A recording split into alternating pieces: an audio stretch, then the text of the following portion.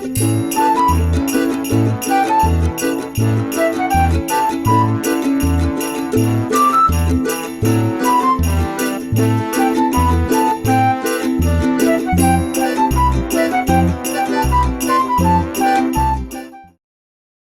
to TNC's Gabby TV.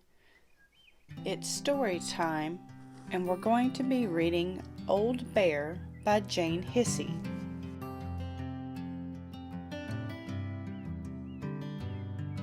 It wasn't anybody's birthday, but Bramwell Brown had a feeling that today was going to be a special day.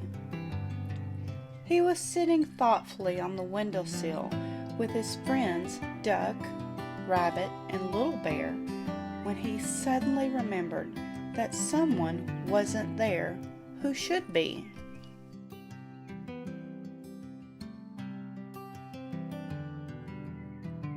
A very long time ago, he had seen his good friend Old Bear being packed away in a box. Then he was taken up a ladder through a trap door and into the attic. The children were being too rough with him, and he needed somewhere safe to go for a while. "Has he been forgotten, do you think?" Bramwell asked his friends. "I think he might have been," said Rabbit. "Well," said Little Bear, "isn't it time he came back down with us?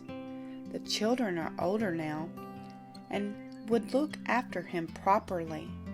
Let's go and get him." "What a marvelous idea," said Bramwell. "But how can we rescue him?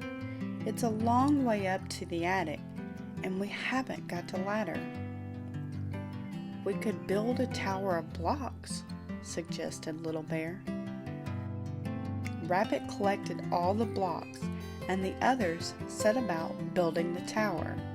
It grew very tall, and Little Bear was just putting on the last block when the tower began to wobble. "Look out!" he cried, as the whole thing came tumbling down. "Never mind," said Bramwell, helping Little Bear to his feet. "We'll just have to think of something else." "Let's try making ourselves into a tower," said Duck. "Good idea," said Bramwell. Little Bear climbed on top of Rabbit's head, and Rabbit hopped onto Duck's beak. They stretched up as far as they could, but then Duck opened his beak to say something. Rabbit wobbled, and they all collapsed on top of Bramwell. "Sorry," said Duck. "Perhaps that wasn't a very good idea." "Not one of your best," replied Bramwell from somewhere underneath the heap.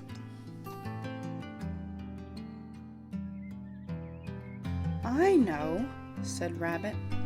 "Let's try bouncing on the bed." "Trust you to think of that," said Bramwell. "You never can resist a bit of bouncing, especially when it's not allowed." Rabbit climbed onto the bed and began to bounce up and down. The others joined him. They bounced higher and higher, but still they couldn't reach the trap door in the ceiling. Duck began to cry. "Oh dear," he sobbed. "What are we going to do now? We'll never be able to rescue Old Bear, and he'll be stuck up there, getting lonelier and lonelier forever and ever." "We mustn't give up," said Bramwell firmly. "Come on, Little Bear, you're good at ideas." But Little Bear had already noticed the plant in the corner of the room. "I've got it," he cried. "I could climb up this plant, swing from the leaves, kick the trapdoor open, and jump in." In case it wobbled, Bramwell Brown, Duck, and Rabbit studied the pot. Little Bear bravely climbed up the plant until he reached the very top leaf. He took a hold of it and started to swing to and fro, but he swung so hard that the leaf broke and he went crashing down. Luckily, Bramwell Brown was right underneath to catch him in his paws. "That was a rotten idea," said Little Bear. "What I was thinking," said Duck, "was that it is a pity I can't fly very well, as I could have been quite a help." "Aha!" said Bramwell. "That, my dear Duck, has given me a very good idea. I really think this one might work." In the corner of the playroom was a little wooden airplane with a propeller that went round and round. "We could use this plane to get to the trap door," said Bramwell. "Rather dangerous, I know, but quite honestly, I can't bear to think of Old Bear up there alone for a minute longer." "I'll be the pilot," said Rabbit, hopping up and down, making airplane noises. "And I'll stand on the back and push the trap door open with my paintbrush," said Little Bear. "But how will you get down?" asked Duck. "I've already thought of that," said Bramwell, who hadn't really, but quickly did.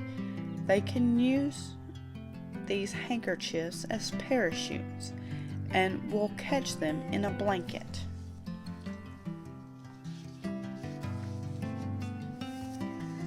Bramwell gave Little Bear 2 big handkerchiefs and a flashlight so he could see into the attic. Then he began to wind up the propeller of the plane.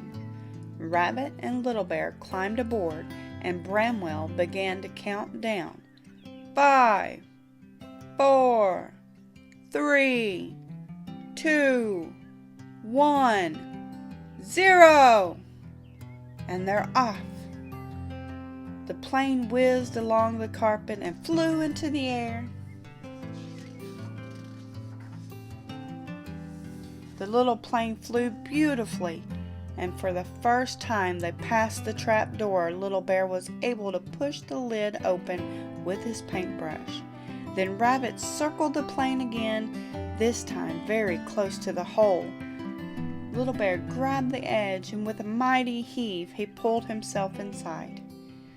He got out his flashlight and looked around. The attic was very dark and quiet, full of boxes, old clothes, and dust. He couldn't see Old Bear at all. "Any bears in here?" he whispered. He stood still to listen. From somewhere quite near he heard a muffled "brrr," followed by, "Did someone say something?" Little Bear moved a few things aside, and there, propped up against a cardboard box and covered in dust, was Old Bear.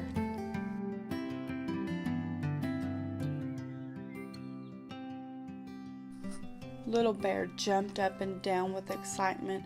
"Old Bear! Old Bear! I found Old Bear!" he shouted. "So you have," said Old Bear. "Have you been lonely?" asked Little Bear. "Quite lonely," said Old Bear, "but I've been asleep a lot of the time."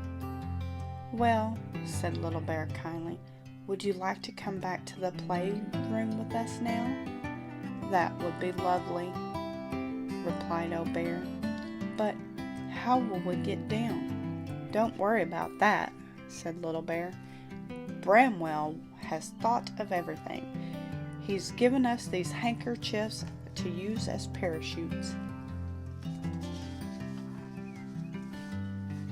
"Good old Bramwell," said the old teddy.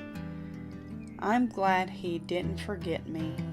Old Bear stood up and shook off the dust out of his fur, and Little Bear helped him into his parachute. They went over to the hole in the ceiling. "Ready?" shouted Rabbit. "Steady!" shouted Duck. Go!" shouted Bramwell Brown. The two bears leaped bravely from the hole in the ceiling. Their handkerchiefs' parachutes opened out and they floated gently, landing safely in the blanket.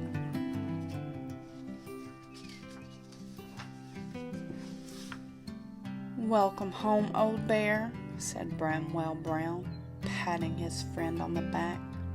The others patted him too, just to make him feel at home. "It's nice to have you back," they said. "It's nice to be back," replied Old Bear. That night, when all the animals were tucked in bed, Bramwell thought about the day's adventures and looked at the others. Rabbit was dreaming exciting dreams about bouncing as high as an airplane. Duck was dreaming that he could really fly and was rescuing bears from all sorts of high places. Little Bear was dreaming of all the interesting things he had seen in the attic, and Old Bear was dreaming about the good times he would have now that he was back with his friends. "I knew it was going to be a special day," said Bramwell Brown to himself. The end. Thank you again for joining us for another story time. Come back again next Saturday for a new story. Bye.